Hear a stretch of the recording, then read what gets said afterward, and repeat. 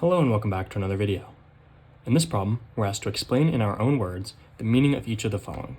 We have the limit as x approaches infinity of f of x is equal to 5, and the limit as x approaches negative infinity of f of x is equal to 3. So what does this actually mean in words? So for A, we have the limit as x approaches infinity. When we have x approaching a specific number, we can think more intuitively about what that means at a precise point. However, when we have an infinite limit, then we have to think of it as x is increasing off to infinity.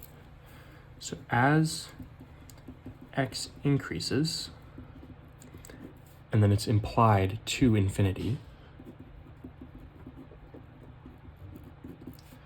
the value of the function f of x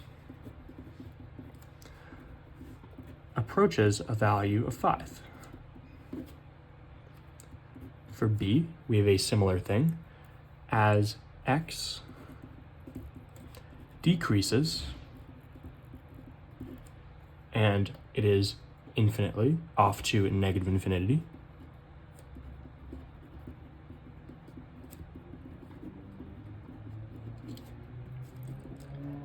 f of x, the function, approaches 3. Right, putting this into words, as x increases to infinity, or we can think of it as off to infinity, f of x approaches 5, and as x decreases off to negative infinity, f of x approaches 3.